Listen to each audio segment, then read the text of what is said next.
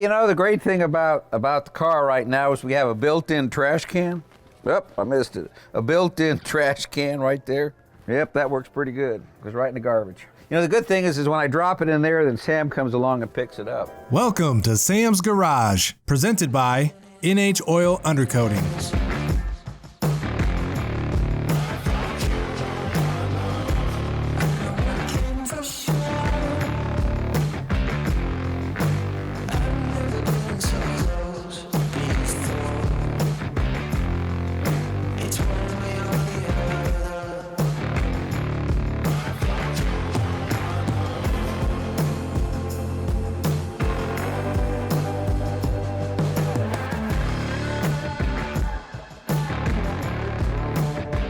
On this episode of Sam's Garage, Sam and Kevin install a new pedal assembly and dipstick tube from Low Car Performance on the Jeep Rock Crawler.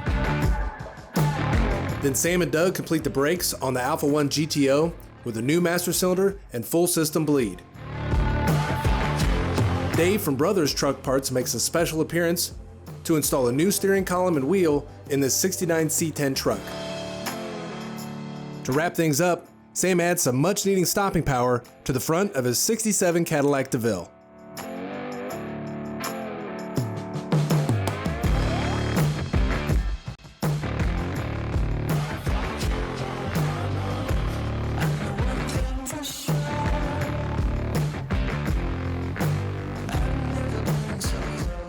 Sam and Kevin get ready to install a throttle pedal assembly and transmission oil dipstick from Low Car Performance.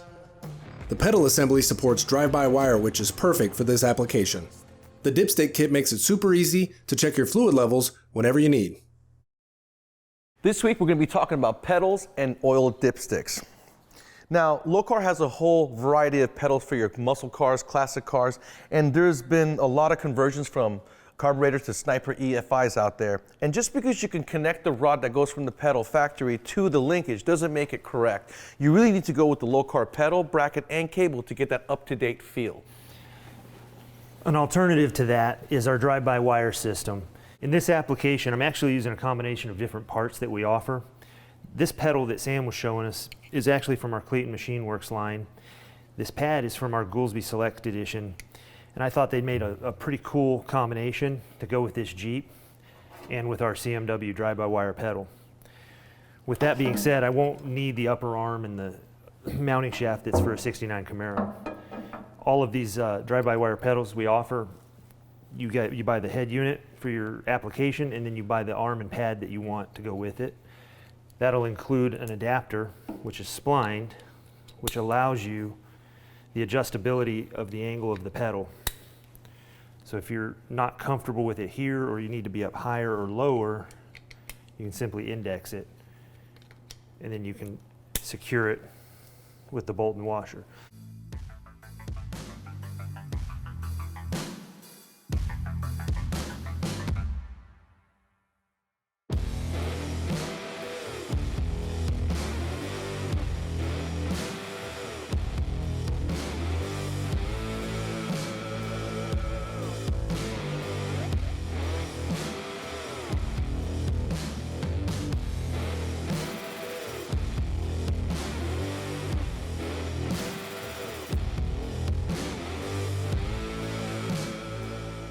I mean, these are two really simple, short projects that are, if you just measure right and plan it, they'll work well. Works a lot better now. I've been using your other tubes that are standalone for 20 years, but this right here, I remember seeing it at SEMA, and it is nice. Yeah, we do a variety of different dipsticks. We have locking dipsticks, and this is just the newest thing, and this is just like everything else, R&D, and it's ready to go.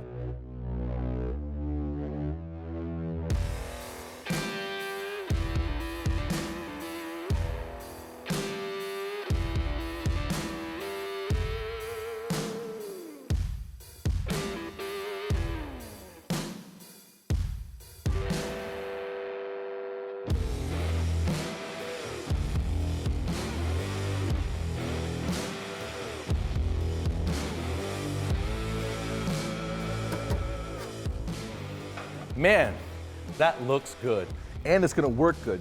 Keeping them both in one spot really makes it nice. Now, anytime you guys are working with O-rings, To make it easy on you, always lube an O-ring when you're working with it, installing them or anything, so they don't bind and tear. Yeah, you don't want to have any leaks. You're not going to get any at the top, but it's going to get sticky over time if it dries out, so it's a good idea. And one way you guys can measure your sticks, like when it's going down here from the flange down, measure from here to there with the stick all the way down into the tube and get to your full mark. Then you can very easily transfer that measurement from this flange over to the stick, but you also have instructions in the packaging, right? Yeah, if you don't have a factory dipstick, we're definitely not going to leave you hanging. Yeah. You'll know where to go. I'm going to send you a black set for your Cadillac. I can't wait.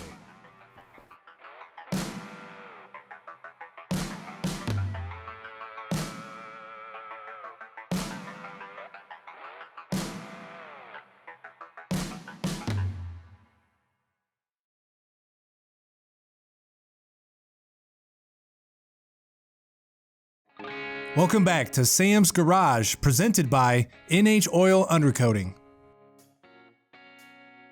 Sam and Doug finished the brakes on the Alpha 1 GTO by installing a new master cylinder and bleeding the entire system. The brake system on this car has gone a long way since the project first started. All of these upgrades will ensure that the car stops as fast as it looks.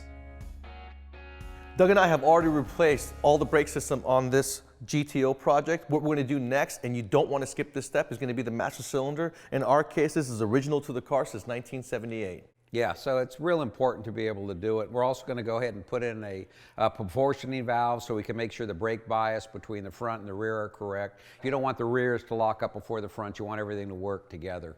Yep, this is going to be very easy. Make sure you guys use a line wrench. This is a direct replacement unit from Willwood for the Nissan chassis, so it's going to work out really great. Whenever you guys are working on a brake system or even a hydraulic clutch system, they're going to take brake fluid.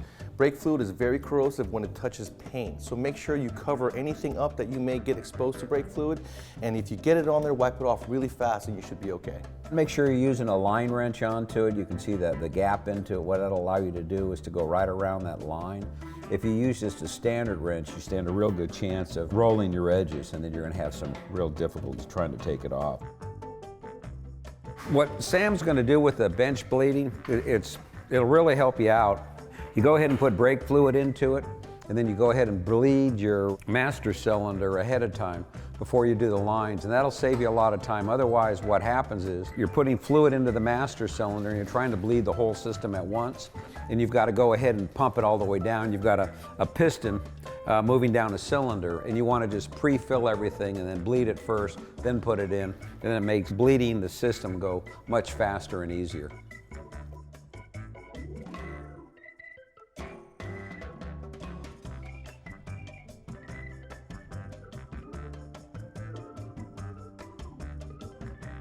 Okay, what we're getting ready to do right now is to bleed the brake. So what Sam's going to be doing is watching the amount of brake fluid that's in the bowl. And so I'm going to be adding pressure to it. So I'm going to be pumping the brake. And as I pump the brake, then I'm going to hold it down. And then Sam's going to crack the valve. And then he's going to close the valve. And then I'm going to go ahead and then do another couple pumps. And then I'll hold it back all the way down. And we're wanting to bleed all of the air out of the system. And it's important you always start with the line that's farthest away in the back and then work your way forward. There is vacuum pumps out there you can hook up to air and suck the fluid through. If you didn't have a bench bleeding kit, that's something I highly recommend because it'll cut your bleeding in half. But I always recommend at the end you do one manual pumping like we do here because it just at the end works better. Well, Doug, you know, this isn't a very difficult job, but it's always a time-consuming job. When you install suspension upgrades or a brake upgrade, you really got to think things through, do it right, do it once. No, I agree, Sam, and I'm so satisfied with everything that we've done here. I mean, with the coilover suspension, we're able to go ahead and dial in the spring rates, the ride heights onto it. We have full adjustability in the A-arms, the large brakes. I mean, everything about this build, it looks fantastic. You know, years ago, I was coming down a hill, coming real hard, got into the brakes and I started to lose them. I don't need to worry about any of those things happening on this vehicle. I mean, I'm really, really satisfied with what we've done. The good thing is that everything we installed is purpose-built. We got thrust angle adjustment in the back, camber caster adjustment in the front, toe, everything. So you can really set this thing up on the racetrack for yourself.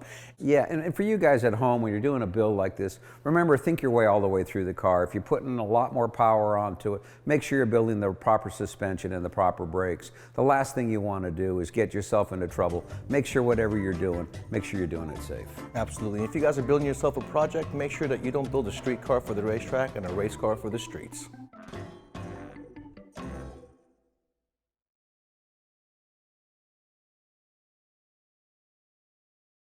Now back to more Sam's Garage. Dave from Brothers Truck Parts helped Sam install a new steering column and wheel in this classic 69 C10 Chevy pickup. The original steering column was way past due for an upgrade. Fortunately, the guys at Brothers Truck Parts have everything you would ever need for your classic truck.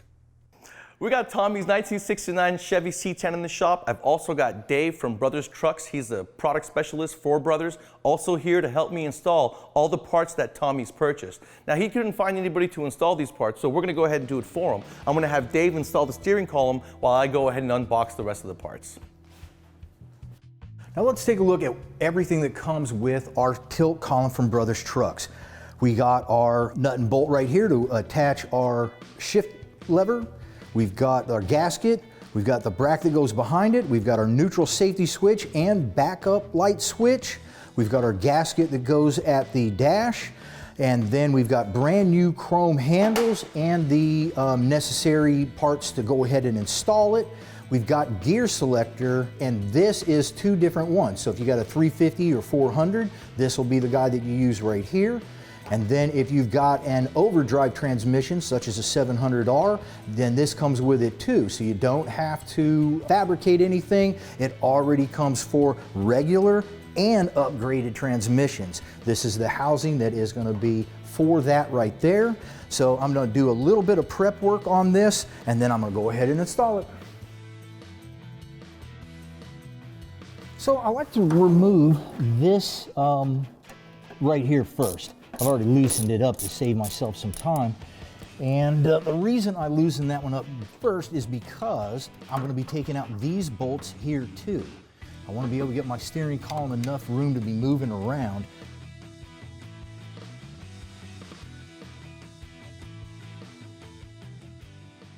Okay, now I've got everything disconnected properly. I should just be able to give this a reasonable tug and have it come apart. Sometimes it's going to be rusted and give you some trouble. Sometimes you'll need a buddy in front helping you. But don't get too aggressive because you might do damage up in what. So this is looking really easy for us here. Now what we're going to be doing is taking the steering column and having our shifter go straight up. And I'll show you why in just a second. The reason you're going to be taking your shifter arm and moving it up is because the shifter arm at the bottom is also going to move up, and that's going to allow you to take it out of the oblong hole there. Now I want you to take a look at these ends right here. What you're going to be doing is you're going to be pulling those ends back a little bit in order to get these little steps past those, and when you take them out. And when you're grabbing these, don't grab by the wires because you can upset your connections here. Not so much worried about the old piece I'm taking out, but the new piece that I'm leaving in.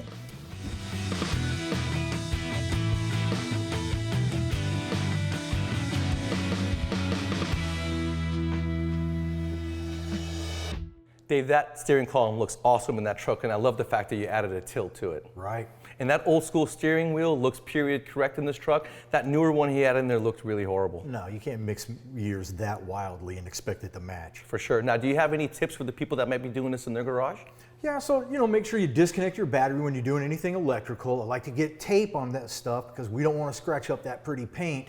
And remember to get all of your peripherals at the same time. So you're going to make sure you're ordering the steering wheel, the horn button. You're going to get under there, do it once, get it done, order everything up, think your project through, and you'll be fine. And with that new steering column, Tommy picked up an instrument cluster as well. And since he's got an LS swap already running the GM computer, this instrument cluster that Brothers has a DLC connector, making installation easy and accurate. Can't wait to install it.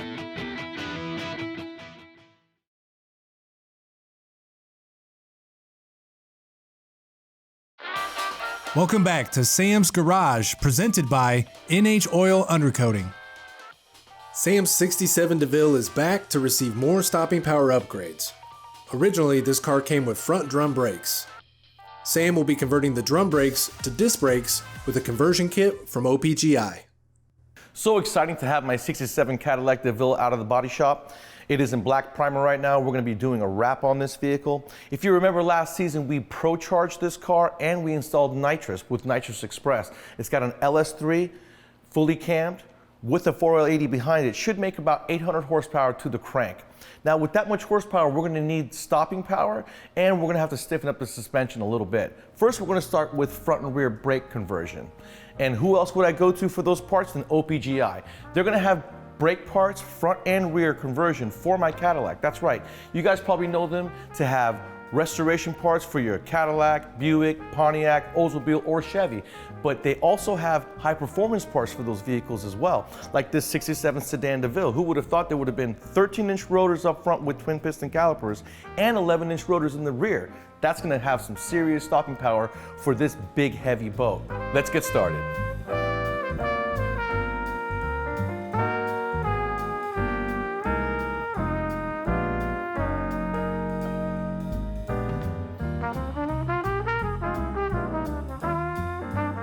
Believe it or not, this Cadillac is very, very well built. And sometimes it's better to keep the stock parts, if they're still good with integrity, than to go aftermarket. And at the back side of the bearing, you want to pack it until you see the grease coming out of the roller. If you notice, on the front surface of this hub is going to be a packing sticker. Anytime you're putting rotors, brake parts together, and you have a sticker that's on the surface of the hub or the rotor, you want to make sure to take those stickers off because it'll create a runout, which in turn will create vibration when you hit the brakes. So you just take a razor blade and take that sticker off. You're probably thinking, how much could that sticker do as far as damage? And it will. So this is where you want to take a little bit of debris away from where you're working. This is a 50, 60 plus year car. And there's going to be some debris. The ball joint's in good shape. There's no reason to replace it.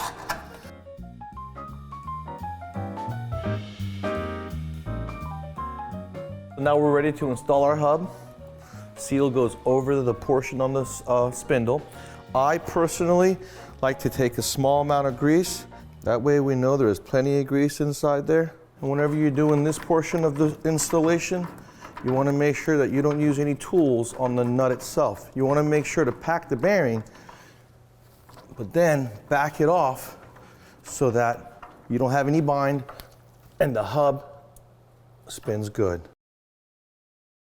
As far as the caliper goes, you want to make sure that the bleeder is on the highest point of that direction of the car that you're installing it on. In this particular case, we have a bleeder on both sides. So you really can't make that mistake that some people make. If you do make that mistake, what happens is that you'll never be able to bleed the brake system because the air travels to the top. And you're going to sit there and try to bleed all day, and you're going to come up with a mushy pedal. That's when you got to go and make sure that the orientation of your bleeder valves are correct. As you can see now, I got my caliper installed.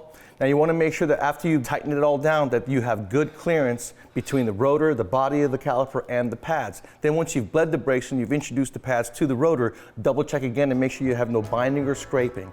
Also, you want to check and make sure that these slides are greased. They do come greased from the factory. If they're not in your case or you're doing a brake job, make sure you use a synthetic grease that goes into the slides, clean them off first and lubricate them good. That's going to keep everything nice and even. All I got to do now is install my brake line and bleed the brakes. Let's go on to the back.